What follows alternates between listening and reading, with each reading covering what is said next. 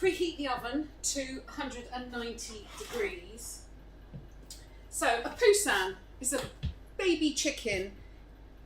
If you can cook the whole Poussin and you'll just increase the oven time by 15 minutes. But I think it's much nicer if you just halve the Poussin straight down the breastbone and through the backbone, so that you can either just serve half a Poussin to someone, or if you've got some big eaters, they can have the whole thing.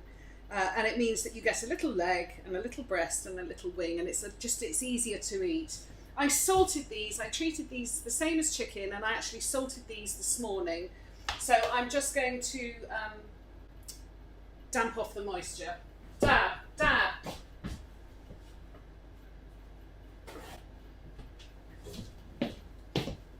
Dab off the moisture.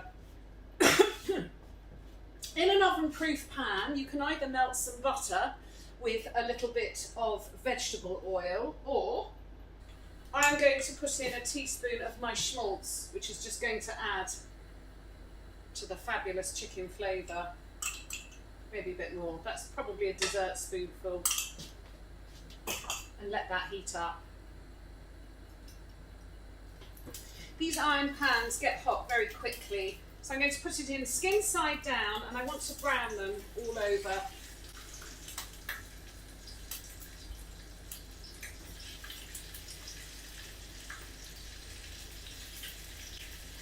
I think if you're having a dinner party, half is plenty because you'll be doing 3 or 4 courses.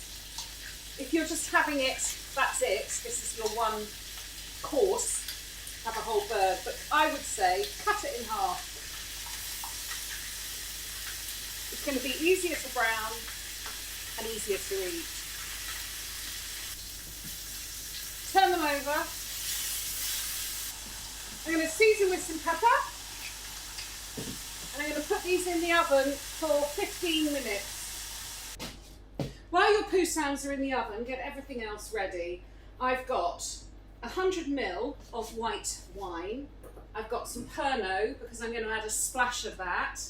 It just marries with tarragon and chicken perfectly. I've got 1 banana shallot that I very finely sliced on my mandolin, and I've got 1 fat clove of garlic that I finely sliced and then chopped. In here I've got 150 grams of white grapes, seedless, and 150 ml of vegetable stock. I've also got 2, oh God, it's doing so well. 2, they're lettuce, I know they're lettuce, baby gems, and I'm going to cut those in half. And then I've got about a tablespoon of tarragon. I did a live cocktail film where I made a dirty martini before I did this cook, but it was only 1 dirty martini.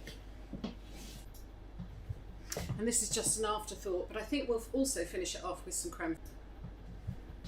I'm also, when it comes to the tasting stage right at the end, I'm going to have some white wine vinegar on standby. I don't want to cut into a whole lemon just to get the tartness, but it's about balancing your sauce, so have some white wine. Poussin is done. These need to rest for at least 10 minutes, so I'm putting them onto a tray to stay warm and to rest.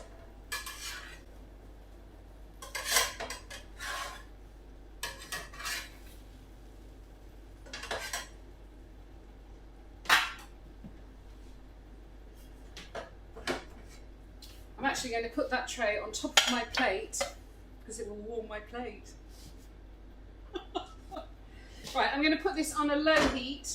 I'm going to add my shallot and onion to the pan. We're going to now scrape around the pan and get all the stuck on bits off.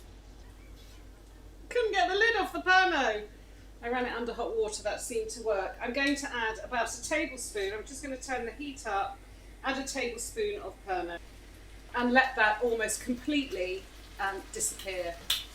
Ooh, I love that smell. I mean, the Pernod is optional if you can't stand aniseed, but trust me, all of these flavours work so beautifully together.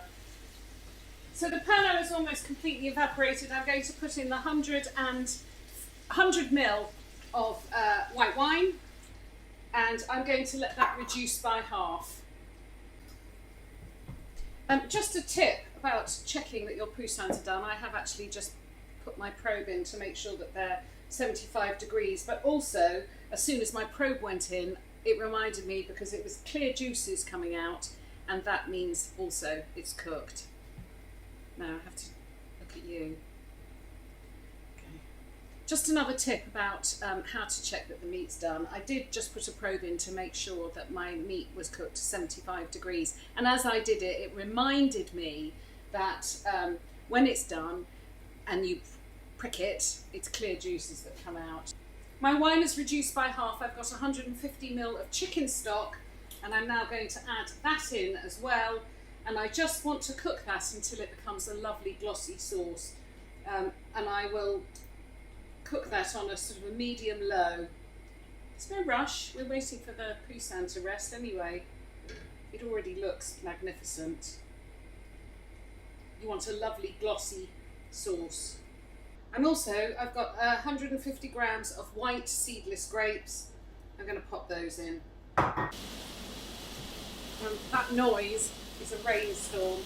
So my wine has, and my stock is lovely and glossy. The sauce has reduced. I've got 2 little gem lettuces that I've halved. I'm going to first of all put them in, cut side down. Just going to add a little bit of salt,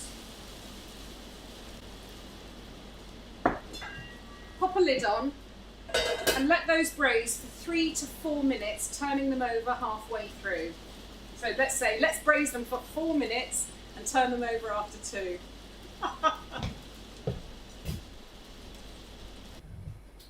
My lettuces have had 4 minutes. I'm just going to take those out. I'm going to stir in a tablespoon of sour cream. I'm going to taste the sauce.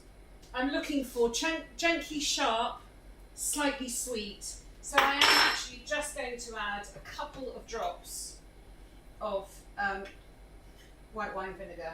Just a tiny, tiny bit.